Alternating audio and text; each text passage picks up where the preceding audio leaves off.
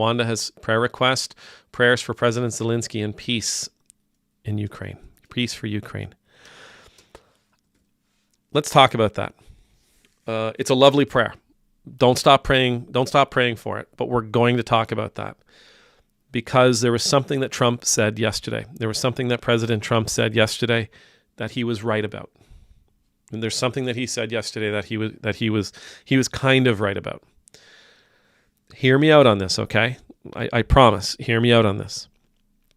President Zelenskyy, right now, and the people of Ukraine. I mean, Zelenskyy later on in an interview said, my people aren't ready for this. My people aren't ready. It's not peace that we're looking for right now. We want our country back. President Zelenskyy, he gave an interview with Fox News after departing the White House. And I thought he did a great job. I thought but he said something it just struck me as so poignant. It struck me as incredibly important. And maybe it's just, I'm a sap, I'm an idealist, I'm naive, I'm empathetic, whatever the case might be, I don't care. It hit me hard. He said this, something along the lines of, this isn't just about 20% of our territory. This is about people's homes. I mean, when you boil it down, it's somehow more palatable for us to think about. Oh, it's 20% of the territory. It's the western part it's the eastern part of the country. It's when we think about it on a map, and here's the red. This is where the Russians have control. When we think about that, it's kind of commercial. It's somehow sanitized of the humanity. But he was saying, my people want their homes back. My people want their communities back. My people want our people back. My people want their children back. We want our prisoners back. We like he made it. He injected the humanity back into it for all of us. That this isn't just about territory. This isn't just about mineral rights. It's not about oil reserves. It's not about natural gas reserves. It's not about, acres. It's about homes.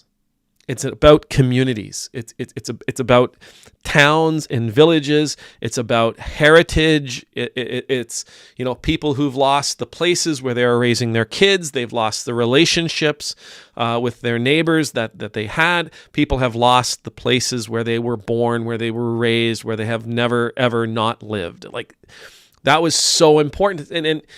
And peace isn't something you can have without justice. You can't. Like, if Ukraine was to say, well, we're going to give up our 20%, that's all fine and good. Like, the 20% of our land, we're going to give up our 20% of our land. But the people from that area are never going to be okay with this. The Ukrainians are never going to be okay with this. There will always be a simmering just underneath the surface, right? A fire just underneath the surface, ready to pop at any moment. You can't have peace without justice. And so that's why I say Trump was right when he said Zelenskyy isn't ready for peace. He's not. He's ready for justice. He's ready to have his country whole again. This is what matters to them. And don't get me wrong, many of you have been around me long enough that you know that war is something that confuses me, and I'm not entirely certain how I feel about it. But as I've been thinking about all this, as I've been thinking about this call for peace, a passage popped into my brain. It's a passage I love. It's a passage we've all shared many times. It's Micah chapter 6, verse 6 verse 8 verse Micah 6:8, I think. Micah 6:8. What is it that the Lord requires of you? Mercy, justice, and to walk humbly with God. Peace isn't in there. Peace isn't in there. And then I thought, well, blessed are the peacemakers. Yeah, blessed are the peacemakers. Blessed are the people who come in between. Blessed are the people who put themselves in between, in the middle of conflict, to help resolve it. The reason I would say Zelenskyy is going after the restoration of his country, first and foremost, is because peace only comes through people living in a state of mercy and living within a just society. If you have a population of people who are merciful towards one another, and you have a population of people who are living within a just society, there is peace. But peace isn't the thing you strive for. You strive for the pieces that lead to peace. You strive to be merciful. You strive to be just. You strive to be people of love. And in doing this, you achieve peace. But peace in and of itself might not be something that, okay, I'm gonna go after peace. Because like right now they could sign something and I don't know, maybe they will in the next couple of days. And if they do, God bless them. I pray it turns out. But as I was thinking about all this, it was that chant, that mantra. It was that mantra we heard during the George Floyd protests. It's that mantra we've heard when people have stood up against oppression. No justice, no peace. No justice, no peace. And this isn't a threat, right? This isn't people saying, well, if we don't get justice, we're going to take your peace. They're saying there cannot be peace without justice. There cannot be peace without restoration. There cannot be peace without... There cannot be peace. There cannot be peace if there is no sense that everybody... There cannot be peace if there is no sense that everybody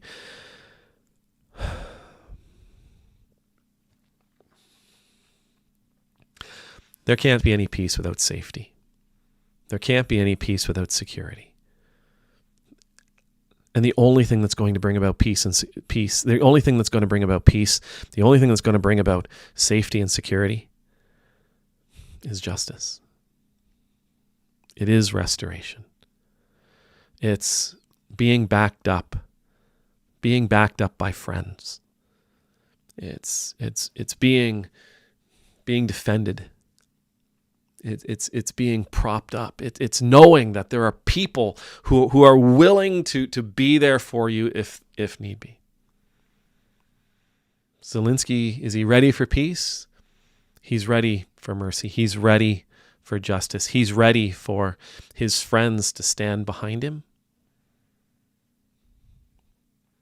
That's what he's ready for. Is Zelensky's not ready for peace? Not until he has those things, and I don't blame him. Thousands of people have died because of Russia's aggression into Ukraine. Thousands of Russians have died. Thousands of Ukrainians have died. The numbers, my guess would be we don't even have a clue. We don't have a clue how many.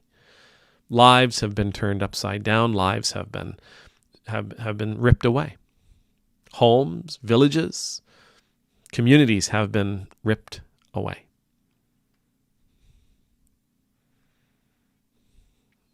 Without justice, there is no peace. If we Canada, the United States, if Europe, if we want there to be peace between those two powers, we have to encourage those two powers to come to the understanding of what restoration would be, and to come to the understanding of what justice would be between them. And then we have to be willing to stand. Remember, blessed are the peacemakers. We need to be willing to stand and be the arbiters of that justice. We need to be willing to stand with those countries and encourage them. Encourage them to be merciful and loving, even though that might not be high on their priority list.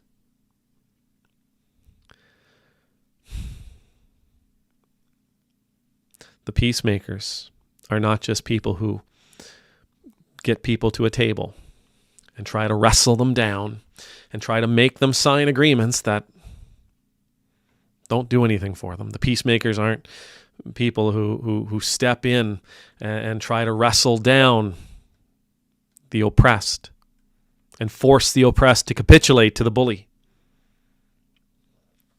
The peacemaker stands in between both parties, brings both parties to an even, level place. The peacemaker demands mercy. The peacemaker demands justice. May there be peace for Ukraine. May there be peace for Russia. May there be justice between them and mercy. And may they learn to walk humbly with their Lord. And may those who seek to be seen, those who seek to be revered, those who seek to be raised up as peacemakers understand what it takes. Amen.